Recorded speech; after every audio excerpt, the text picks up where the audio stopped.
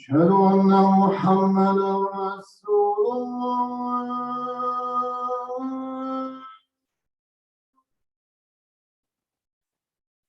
أشهد أن محمدا رسول الله.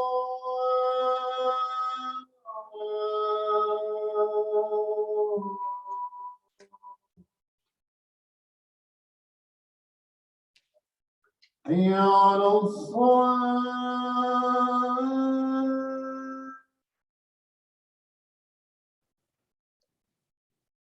حي على الصلاة.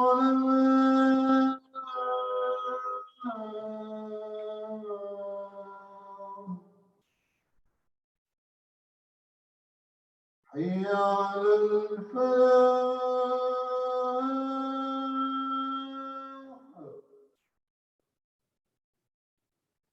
حي على الفلاح.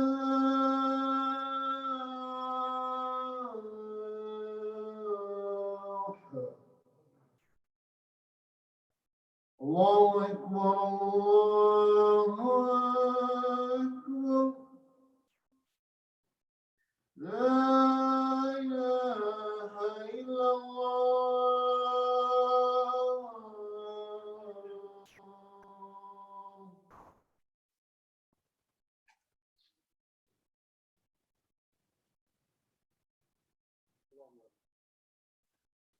الحمد لله نحمده ونستعينه ونستغفره. نعوذ بالله من شرور أنفسنا ومن سيئات أعمالنا. من يهده الله فلا مضل له ومن يضلل فلا هادي له.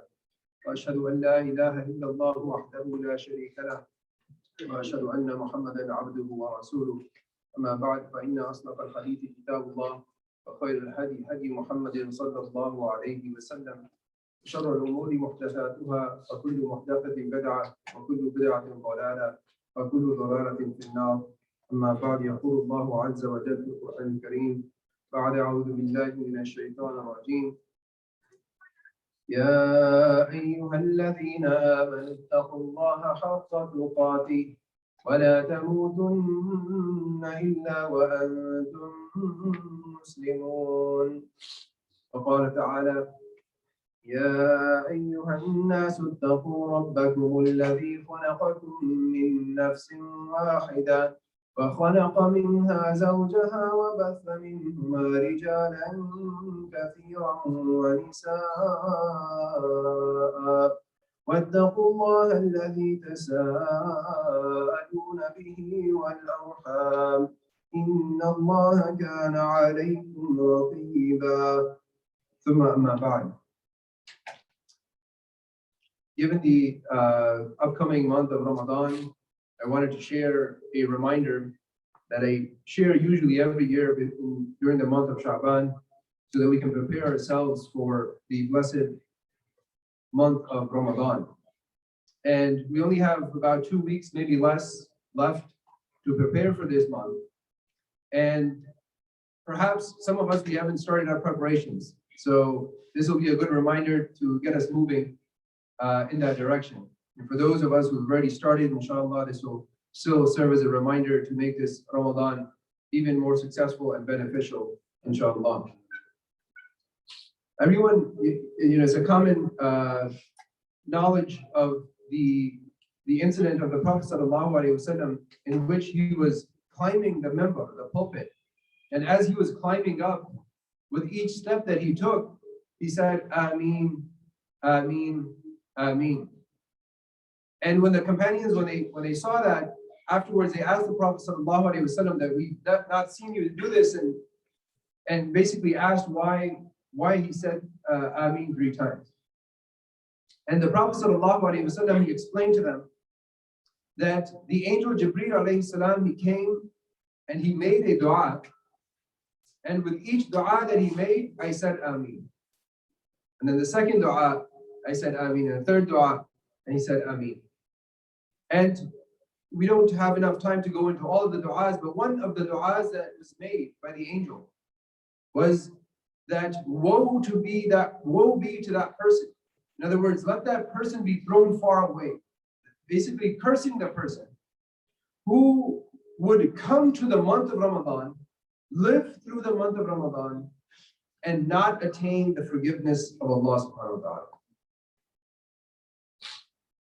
So as if it's not bad enough that you went through the month of Ramadan and you didn't get forgiveness of Allah.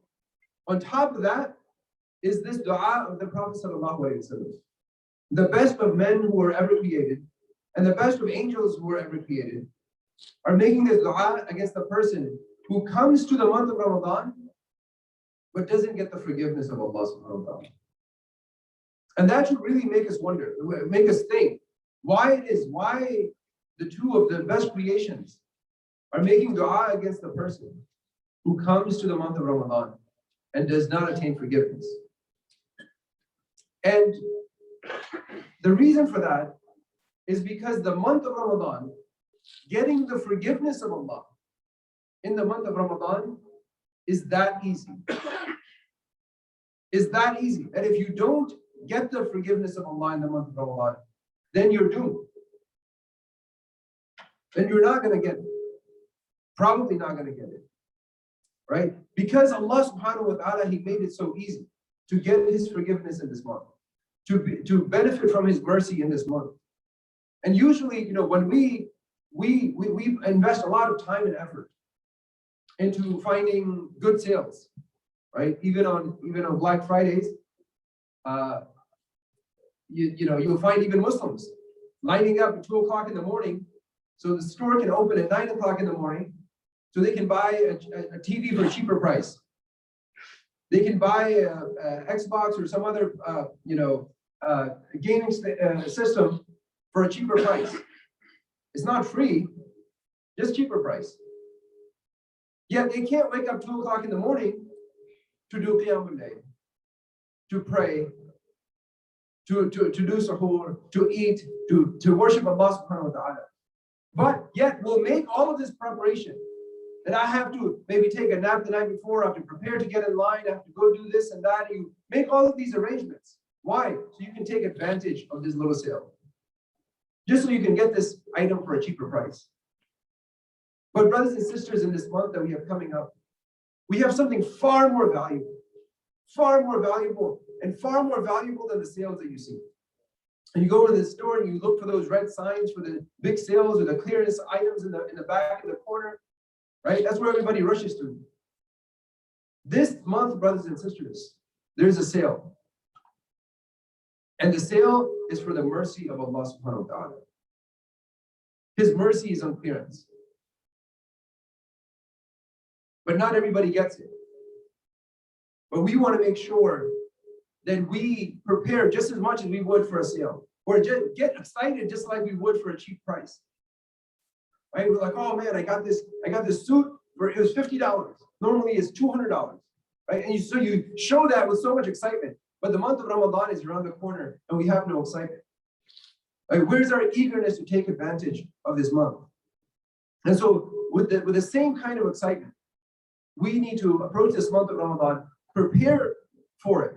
Because most of the time, what happens is a day into Ramadan, 2 days into Ramadan, a week into Ramadan, you're like, yeah, now I'm getting the groove of Ramadan. Now I'm getting into the mode of Ramadan. Right? It's too late. You just missed a week. You just missed 5 or 10 fasts because you're just starting to get into the groove of it. But no, you have time now, brothers and sisters. Because if you really understood the value of this month, then you would start preparing long in advance. Long in advance. Not even 2 weeks is not enough time. But Ensha'Allah, we will share some tips, some practical steps that we can take, Ensha'Allah, to benefit and prepare for the month as we still have some time before the month starts. The same way that we prepare there are times and places for everything, right? There are times and places for everything. For example, right? You don't go to the store after it's closed, right? You can't say, well, this store closes at 10, but I want to go and buy something at 11 o'clock at night. You can't go there because even though that store has what you need, it's closed, right? The same way, if you got hurt and you need a bandage, you don't go to Home Depot to buy a bandage. They don't have bandages, right? They don't have medicine. Right? So you go to CVS for that. Right? So there's a place, but if you need some home improvement, something broke, a faucet, you don't go to CVS to get a faucet. So there are times and places for everything. Times and places. And this month is the time and the place for the mercy of Allah subhanahu wa ta'ala. To get the forgiveness of Allah subhanahu wa ta'ala. That's why the angel and the Prophet sallallahu alaihi wasallam are dooming this person who doesn't get the forgiveness. Because it is that easy to get the forgiveness of Allah subhanahu wa ta'ala. Allah's mercy is on sale, is on giveaway, is on clearance. We have to make an effort. Not everyone gets it. You have to make an effort, but the efforts are small in this month. A small effort yields a big reward. And so we have to make sure that as we go into this month, this is the time for the mercy of Allah subhanahu wa ta'ala. So there's no time to waste. There's no time, even a second, even a minute, an hour. Normally you go shopping, you go get a haircut. Maybe it takes you 2 hours. Half-hour drive there, you find parking, you go inside, there's a line, you're waiting, your haircut takes 20 minutes, and then you get back in the car, and then you have to find your way back, maybe an hour and a half easy. That's a long time to waste in the month of Ramadan. A long time to waste. Right? So a lot of these things that we are going to talk about, Ensha'Allah, are ways that we can try to take advantage and benefit from the month before it starts, Inshallah. Because a lot of us, we don't take that advantage or we don't prepare for it. Just like if you're driving and your gas is low and your light comes on. And if you're like me, you keep driving and hoping the car keeps going, right? And going and going and going. And if it goes 20 miles, 25, 30, you're like, I need to take an exit, right? If you're not familiar with that area, you're in a highway, right? You're not in the left lane doing 80 miles an hour at that point. You're in the right lane looking and praying for a gas station to come, right? You're ready to take that exit. You're not in the left lane going, cruising. No, because if you miss the exit, you might go 40 more miles before you get another chance. So just like that, this imagine just like you fill up on your car on the gas to make you go another 400 miles, 500 miles. The same way we come to Ramadan and we fill up our iman, we fill up our taqwa. But if you miss this exit, if you miss this preparation, and half Ramadan is going to be missed with you just getting enough groceries, getting the things that you need, getting your shopping done, getting all of these things in line, and then you're like, okay, finally, Ramadan is more than half done already, right? And then you have to prepare for Eid, and then you start preparing for Eid. So most of your month is wasted. And so Inshallah, we will share some tips, Inshallah, on how we can start benefiting from the days that we have left to prepare for this month, Inshallah, which is quickly coming. And may Allah subhanahu wa ta'ala accept all the things that all the good that we do. Anything good is from Allah subhanahu wa ta'ala, anything wrong is from myself. May Allah subhanahu wa ta'ala forgive me and all of you.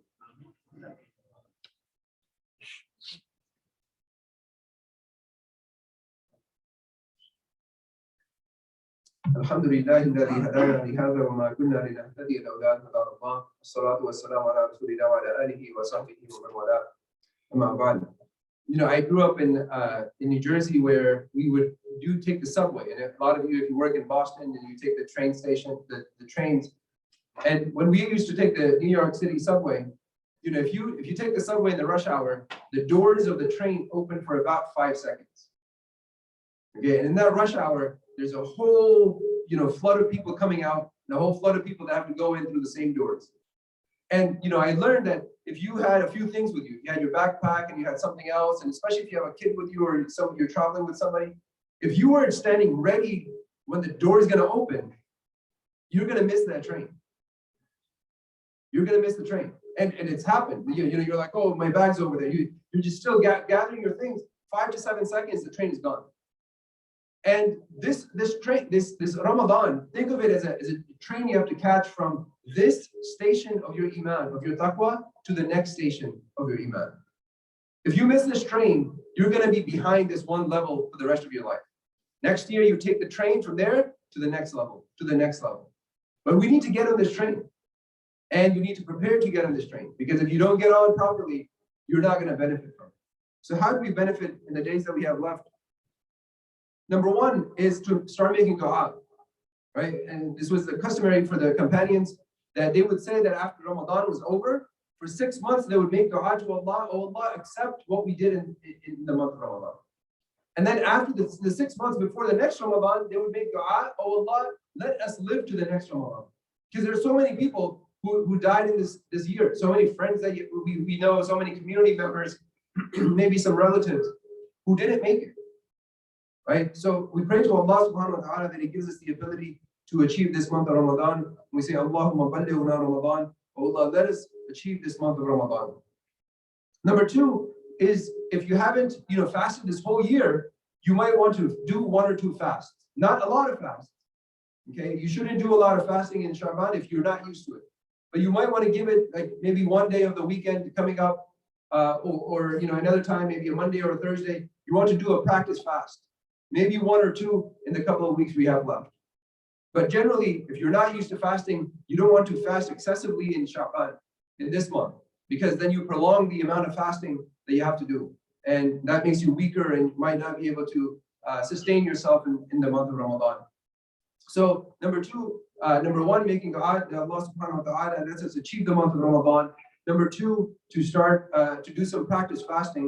Number 3 is to start making a list of du'as. Number 3 is to start making a list of du'as. And the reason I say that is because the month of Ramadan is such a blessing. We wake up at sahur time in the morning to eat. That is one of the times that Allah subhanahu wa ta'ala comes to the lowest heaven. And He says, "Oh my servants, which of you will ask me, so I will give him."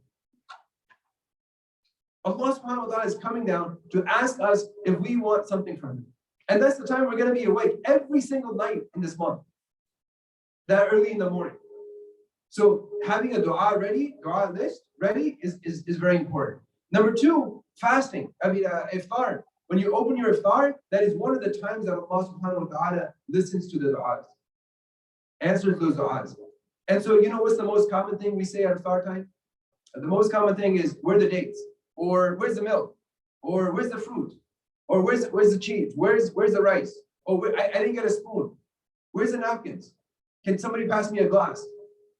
Right? This is how hectic iftar time is. And many of you are nodding. You're like, yeah, that's exactly what happens in my household. Right? There's no salt. Can you grab me the salt? Right? And so soon enough, and then you get your food, you start eating, 5-10 minutes pass, and the time of iftar is gone. You may know dua, except Bismillah ar-Rahman ar-Rahim. Right? So this is why having a dua, we think, like, oh, come on, why do we have to make a list of du'as?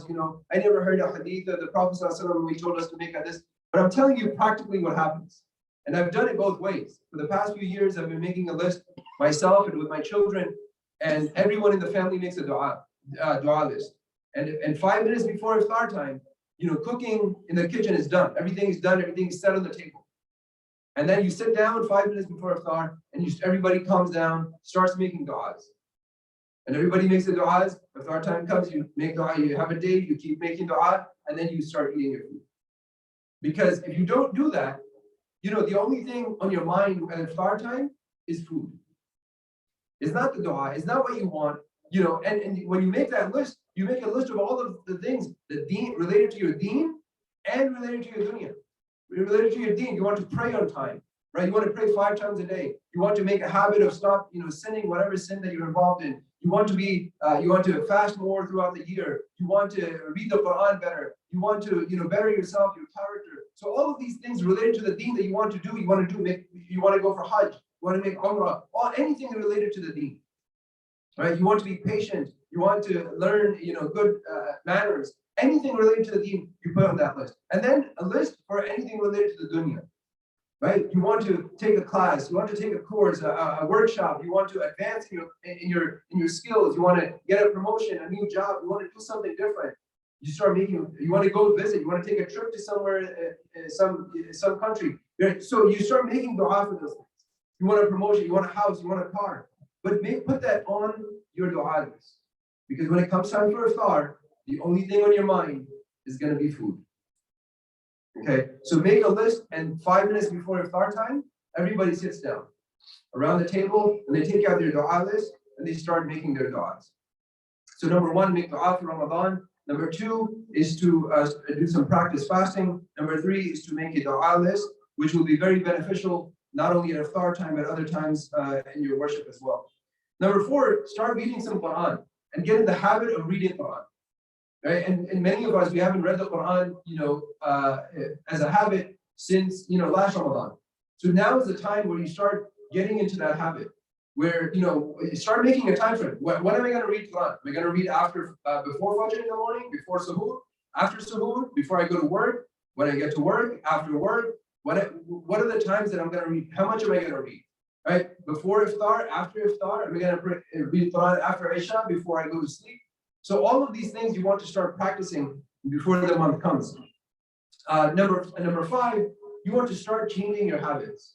And this is very, very important because, when you live 11 months of the year doing one thing or certain things, certain ways, right? You come home and you have dinner and you start watching TV, for example, right? That's not a habit you want to continue in Ramadan.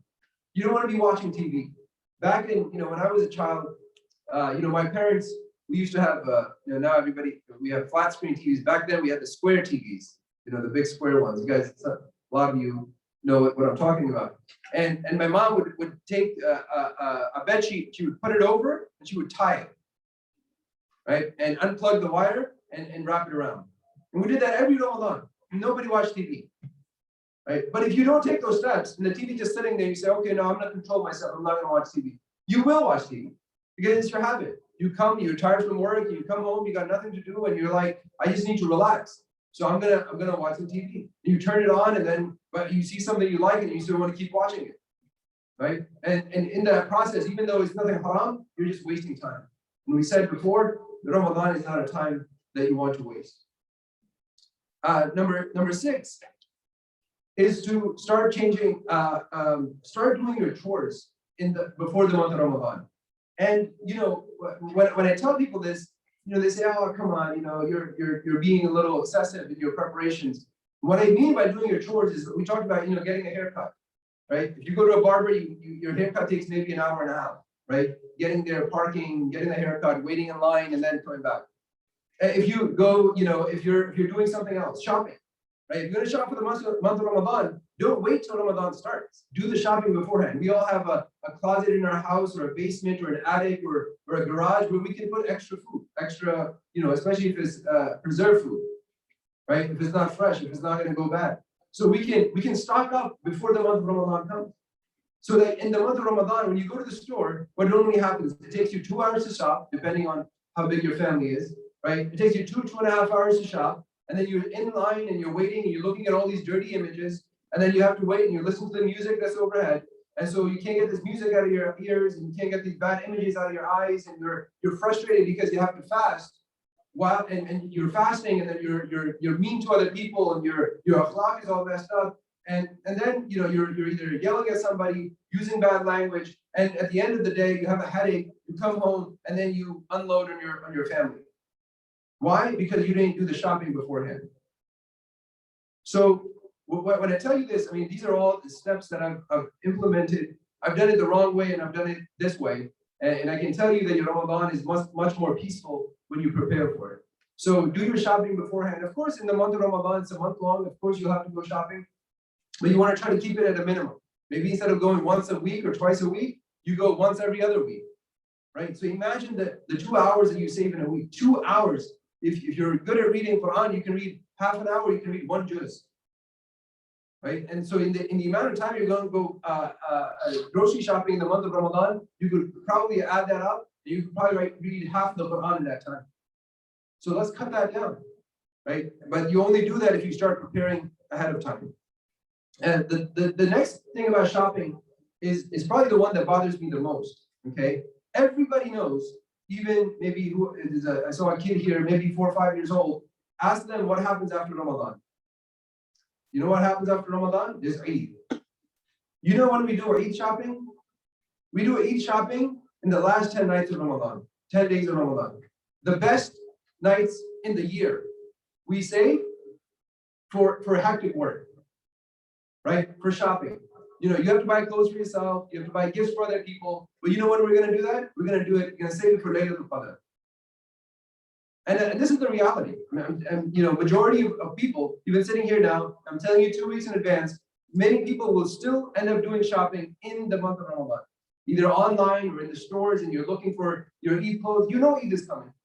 right? And this is why doing this talk and talking about these things before the month of Ramadan, like a long time before Ramadan comes, is important, right? So you can have all these arrangements made. You can, a lot of us, my family, alhamdulillah, we have extra space, we have extra freezer, so we cook the food beforehand and we freeze it. So every day, preparation for iftar takes 5 or 10 minutes, right? Maximum of 20 minutes. It's not an hour and a half of your wife or somebody else standing there and cooking, but, for 1 or 2 hours.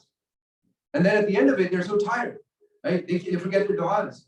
And so all of this requires some training and some planning beforehand.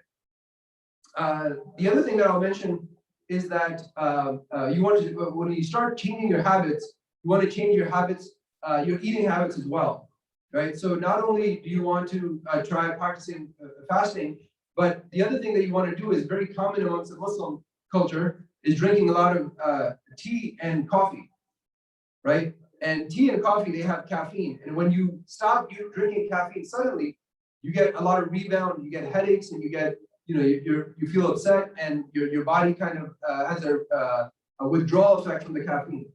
So, and I'm telling you this because, I experienced myself as an avid tea drinker, that the first day of Ramadan, a few Ramadans ago, I had the worst headache of my life. The worst. And many of you will probably experience the same if you don't start to cut back, right? If you say we have 2 weeks left, this week I'm going to drink half the tea that I've been drinking, and next week I'm going to drink even half, less than that. And that way, by the time Ramadan comes, you can have tea in the morning with your suhoor, and you can have it in the evening with your iftar. That way, you don't have any withdrawal symptoms. And as we talk, brothers and sisters, as I conclude this khutbah of all of these reminders that we should try to implement, some of these practical steps that we should try to take before this month comes in a couple of weeks. I was reminded of one of the hadith, one of the incidents of Aisha radiallahu anha, who was very famous for being charitable, very generous. And she was sitting with her friends, and a poor woman came to her and asked her for something, for food or for whatever. And she looked around and she found nothing except for one grape. She found nothing but one grape. And so she gave her the grape. And the women that were around her, they started to laugh. They're like, what kind of charity is this? It's just a grape, it's nothing. And she, Aisha radiallahu anha became upset, and she told them, she says, do you not know how many atoms are in this grape? Do you know how many atoms are in this grape? Because what does Allah subhanahu wa ta'ala say about the atom? وَمَن يَعْمَلْ مِثْقَالَ ذَرَّةٍ خَيْرًا يَرَهُ. And whoever does an atom's weight, a mustard seed, an atom's worth of good, will see it in the hereafter. How many millions and billions and trillions of atoms are in that grape? But the reason I mention that is because, when I tell you to do your shopping beforehand, or do this or that, or your chores and prepare for the month of Ramadan, you're like, I'm only saving, 2 hours or 3 hours. I'm not saving much time. Even hours, even minutes, seconds. How long does it take you to say, Subhanallah, Alhamdulillah, Allahu Akbar, La ilaha illallah? And so much reward outside of Ramadan. And that reward is multiplied many, many times over in the month of Ramadan. And this is just, I'm talking about seconds. So imagine how much time you're wasting, minutes and hours on all of these things that you can prevent, that you can plan for. Because truly, people who understand the value of Ramadan, those are the people who are going to prepare. People who don't understand the value of the month of Ramadan, of the blessings that Allah subhanahu wa ta'ala has put in it, then they won't prepare, because 1 or 2 days into Ramadan, they'll be told that we need these groceries, they'll go get them, and then 2 days later we're like, oh yeah, we need some other things also. Now you'll go back to the store and get those things, and your Ramadan will be messed up now. And then a quarter of the Ramadan is over, a third is over, then the second third, maybe you get to worship, and the last third you start preparing for Eid again. And so inshallah ta'ala, I pray that Allah subhanahu wa ta'ala gives us the tawfiq to do some introspection on how we're preparing for this month of Ramadan. And perhaps if you don't understand the value of the month of Ramadan, another khutbah would be helpful, perhaps to go over the value of the blessings in this month, what kind of reward you're missing out on by not preparing, by doing all these little chores and little things in the month of Ramadan and wasting hours and hours, and how we should try to maximize the benefit from this month in the few days that we have left, because right now is the time for preparation. People think Ramadan is the preparation for the rest of the year. Ramadan you won't benefit from if you don't prepare now. So I pray that Allah subhanahu wa ta'ala gives us the tawfiq to look at ourselves and to better ourselves. ربنا تقبل منا انك انت السميع العليم وتب علينا انك انت التواب الرحيم. ربنا ظلمنا انفسنا وان لم تغفر لنا وترحمنا لنكونن من الخاسرين. اللهم انك عفو تحب العفو فاعف عنا. اللهم انك عفو تحب العفو فاعف عنا. اللهم انك عفو تحب العفو فاعف عنا. ربنا آتنا في الدنيا حسنة وفي الآخرة حسنة وقنا عذاب النار. اللهم بلغنا رمضان. اللهم بلغنا رمضان. اللهم بلغنا رمضان. سبحان ربك رب العزة عما يصفون وسلام على المرسلين والحمد لله رب العالمين.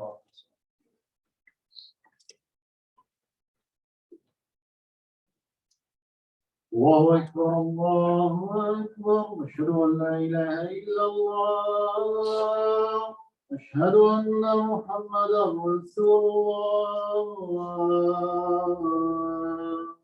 حي على الصلاة حي على الفلاح قد قامت الصلاة قد قامت الصلاة الله أكبر الله أكبر لا إله إلا الله.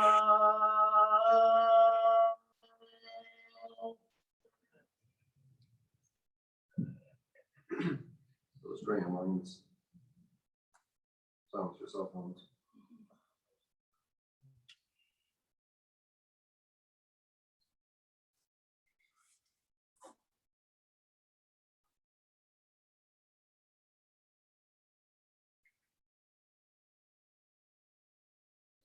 الله أكبر.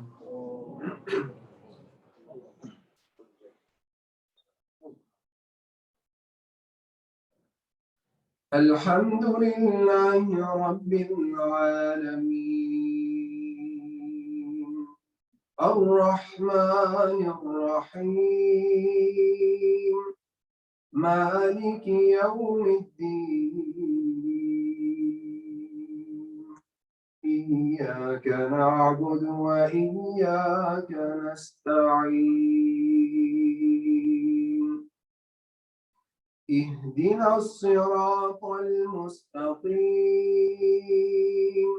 صراط الذين أنعمت عليهم غير المغضوب عليهم ولا الضالين.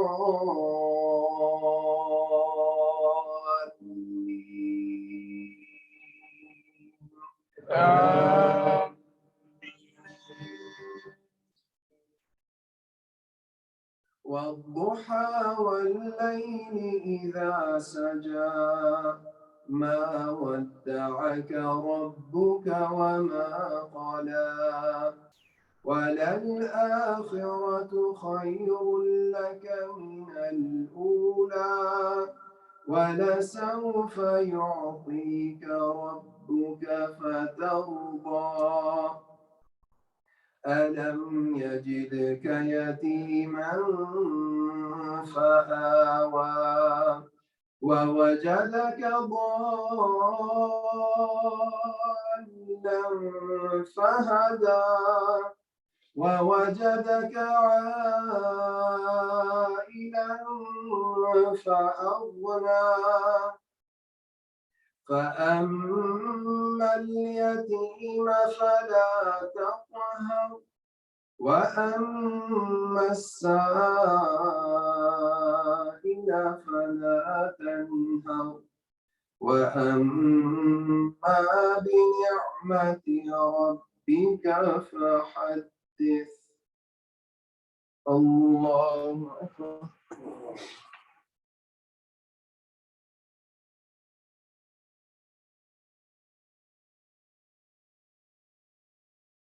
سمع الله لمن حمده. الله أكبر.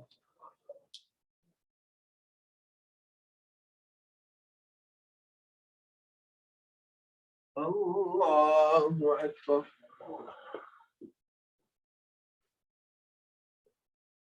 الله أكبر.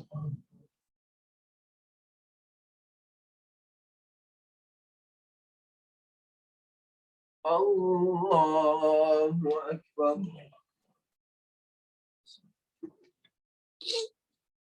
الحمد لله رب العالمين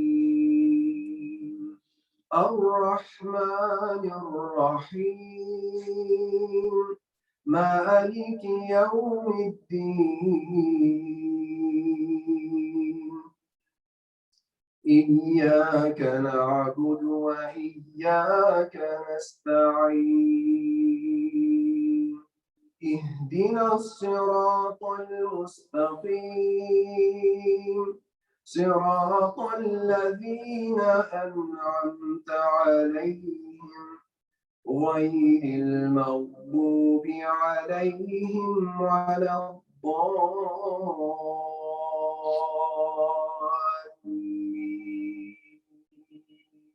آمين.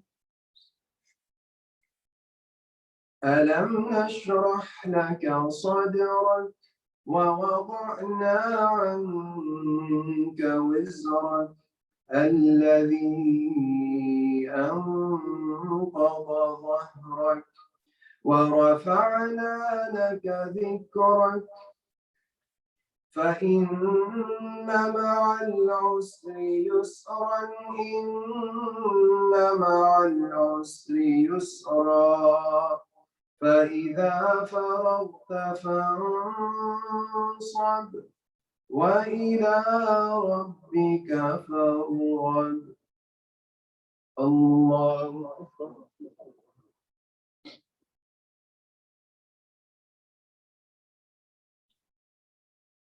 سمع الله لمن حمده. الله أكبر.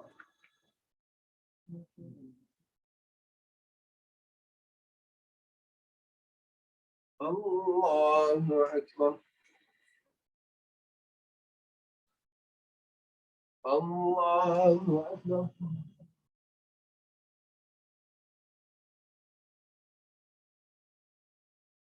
الله أكبر.